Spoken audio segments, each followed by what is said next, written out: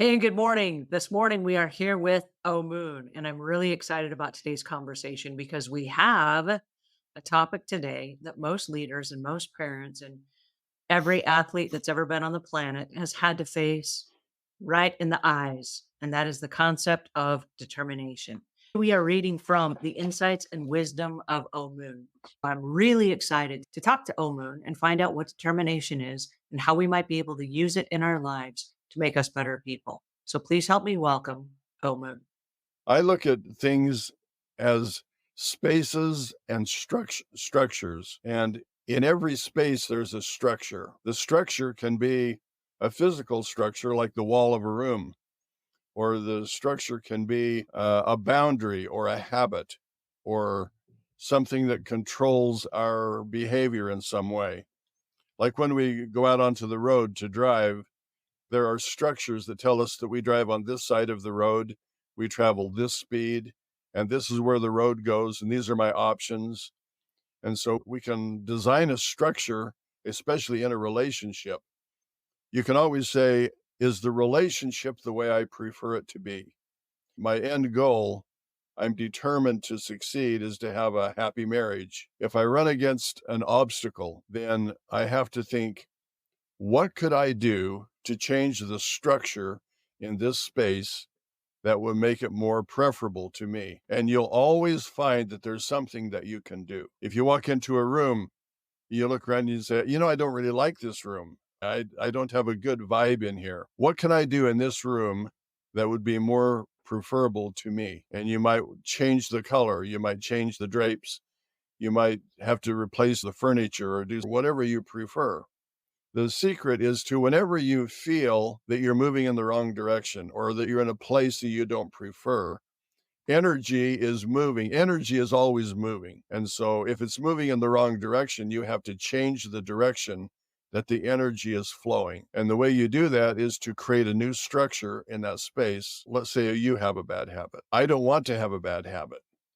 And so if I become aware that I have a bad habit, we can adapt, we can change.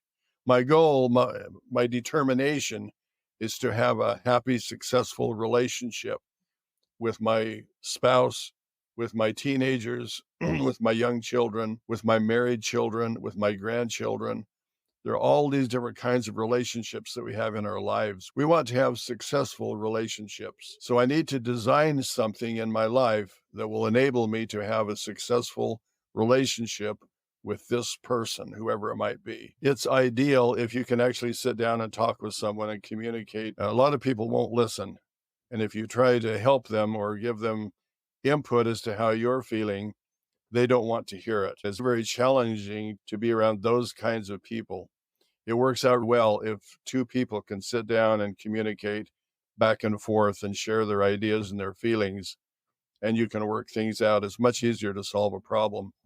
Sometimes there are people who have to solve the problem on their own. There are a lot of single parents that there's nobody to really bounce their situation off of. If you're having trouble with a child and you're a single parent, sometimes you just have to dig down into that wellspring of your own spiritual construct and say, I want to have a successful relationship with my child. And so I'm going to have to figure out a way to restructure the space that we're in so that it's satisfying for both of us. It's nice if you can communicate with people. Joanna has Down syndrome and she struggles with a lot of things in her life. One of the things that I've tried to work with is that she'll take really big bites when she eats. I mean, it's scary almost. And if I mention that to her, she becomes very upset and defiant, and her whole demeanor changes. So I had this insight one day and I said, Joanna, I've noticed that I take bites that are too big. Would you help me remember to take small bites? And so it became her job to oversee me to make sure that I didn't take bites that were too big. It was a way of actually teaching her sort of in reverse. But we can always find a way. This is the point. We can always find a way to work around situations that need to be worked around. If something doesn't work, don't keep doing it over and over again. Find a different way, find another technique, find another person to assist or whatever it takes to change the situation. People that are handicapped, they live in a special world, whether you're confined to a wheelchair or you're missing a part of your body or part of your body doesn't work. It takes everyone working together and finding ways to help and make that determination succeed in the very end, however you find to do that. We want to follow through and be successful in everything that we do, but we want to be on track and accomplish what we're trying to do. We need to determine what kind of a life we want to experience. We need to create something that really reflects who we are, who we want to be, and we need to be determined to push whatever is necessary through until we succeed at the end. I love this conversation, and I'm so sad that our time is up. We are reading today from The Insights and Wisdom of Omuugn. This is book one of book two. So, again, thank you so much for your time and your attention today. Thank you, Omuugn, for joining me and for having this conversation. Thank you.